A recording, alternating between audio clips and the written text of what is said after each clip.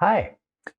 So, if you do a lot of vinyasa yoga or indeed any type of yoga, you'll do a lot of forward folding, back bending, side bending, and twisting. And all those different motions can really put a lot of pressure on joints in the lower back. Now, if you have a sensitive lower back, some additional strengtheners can really help to stabilize things. With one caveat, if your back is really inflamed and it's hurting pretty intensely now, you want to wait a few days before you actually do these particular postures. But once you get to the point where the pain has calmed down a little bit, integrate them into your practice, or doing them before or after your vinyasa practices or any other yoga practice is a great way to sort of tighten things down to help with pain management. So today we'll go through them together and we'll just get straight to it. So for now, if you will, just go ahead and lay down on your side. Take your right elbow down to the floor.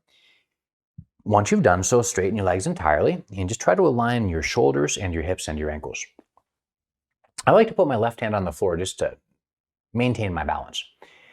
Now, once you've done that, slide your upper leg, your left one back until your toes are right behind the heel of the other foot.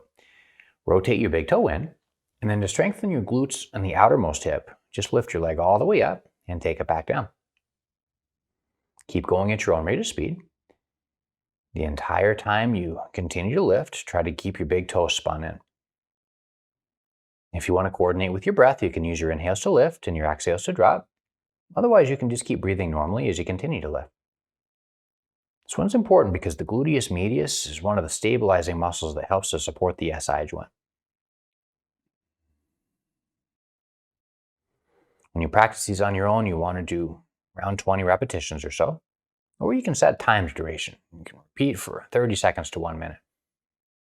Now for now, just keep going for a little bit. Try to keep your big toe spun in so you're getting most of the action in your outer hip. And the next time you lift, hold there and keep your big toe spun in and just keep on breathing deep. You should be feeling lots of burn out here. All right, then take your leg down and switch in whatever is the most convenient way over for the same on the other side. Now, once you've propped yourself up on your elbow, again, you don't want to lift the leg straight up. You want to take it backward and then up. So try to put the toes of your right foot right near your left heel. If you spin your toes up like this, you're going to get a lot of hamstring stretch. So instead, rotate your leg internally so that you're really lifting up to the side. And then again, pulse it up and down. Try not to bounce. Try to keep it under control. If you want to coordinate with breathing, you can use your inhales to lift and your exhales to drop. Shift your leg's position if necessary so you feel most of the strengthening happening in your outermost hip.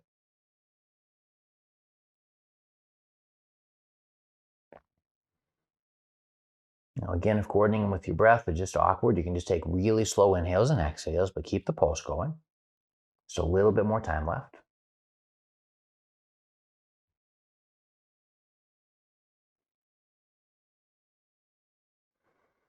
Next time you lift, hold there with your big toe turned in. Just try to keep that burn going down in your outermost hip.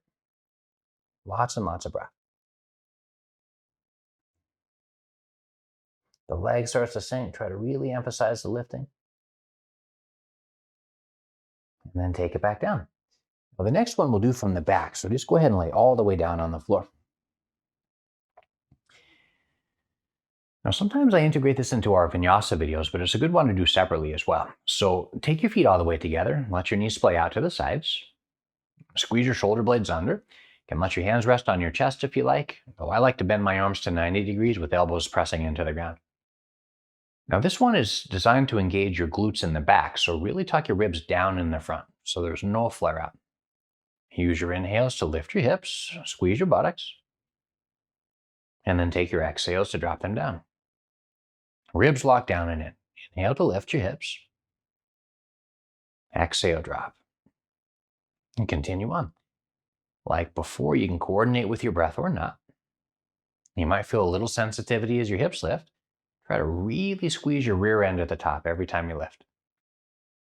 After a while, as those muscles back there get stronger, you'll feel less sensitivity. Lift them as high upwards as possible. And give your palm a little bit of a squeeze every time you come to the apex, and keep on going.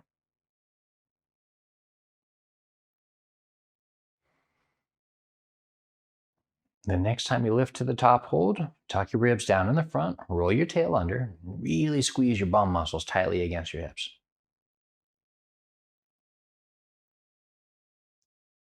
And then come all the way back down to the floor, wave your knees from one side to the other side.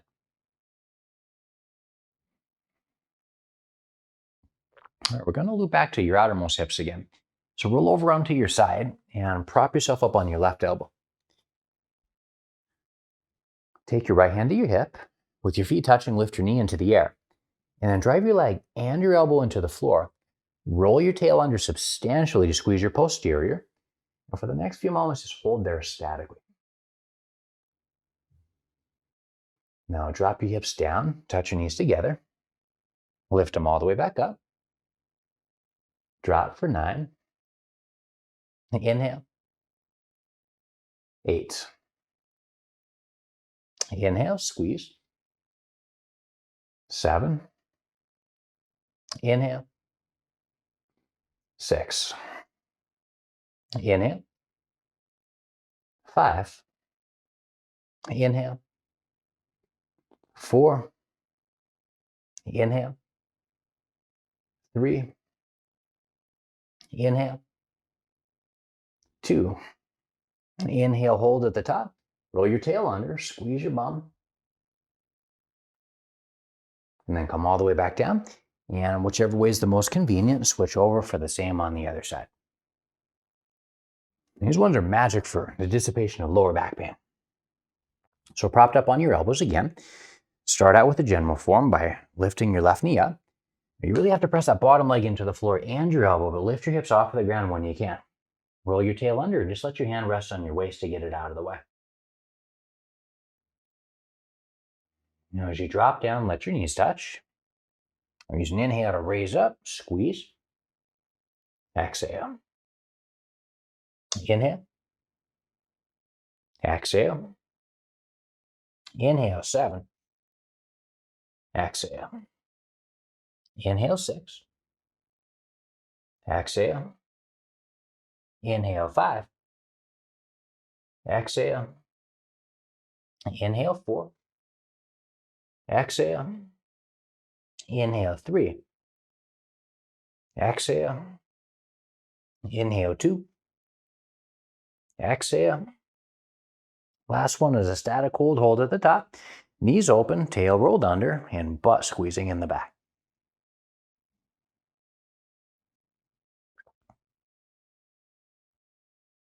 And come all the way back down.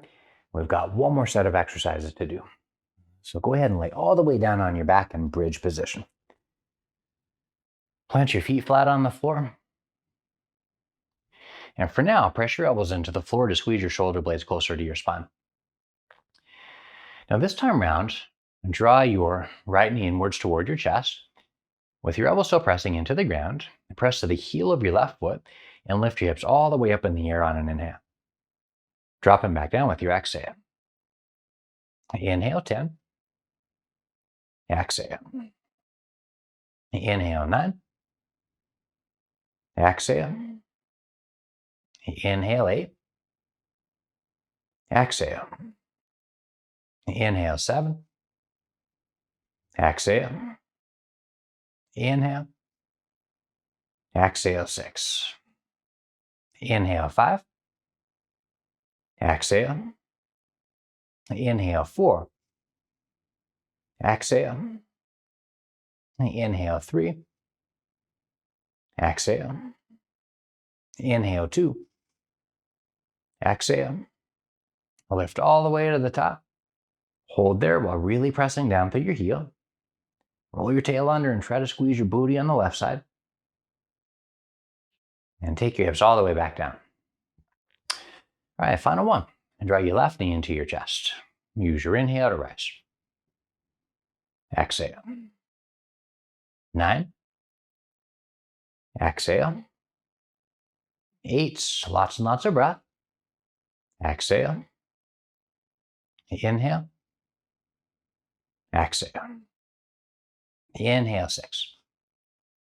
Exhale, pelvis level. Inhale, 5. Exhale. Inhale, 4. Exhale. Inhale 3. Exhale. Inhale 2. Exhale. Inhale, hold at the top on 1. Press through your heel and try to squeeze your gluteals on the right hand side.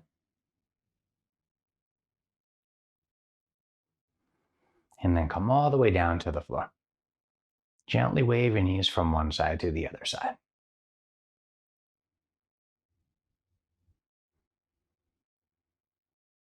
Roll all the way over onto one side of your body and press up to a full seated position.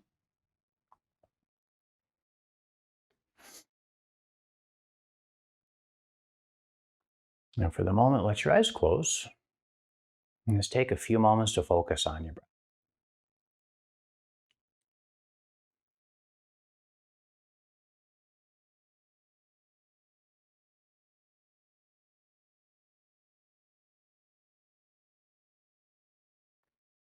So if you know that you have a sensitive back, you should consider taking a little additional time to do all of those exercises or some of those exercises before a more active class.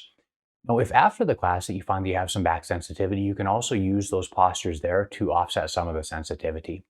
Now, it's also something good to do every other day. So if you find that your back is a little bit off, it's something you can do every so often on your own time to improve your overall yoga practices. So practice as much as you can, and after a while, your practice will help. Well, for now, if you will, join your hands together in a prayer at your chest. And if you wish, repeat after me. May all sentient beings everywhere experience peace.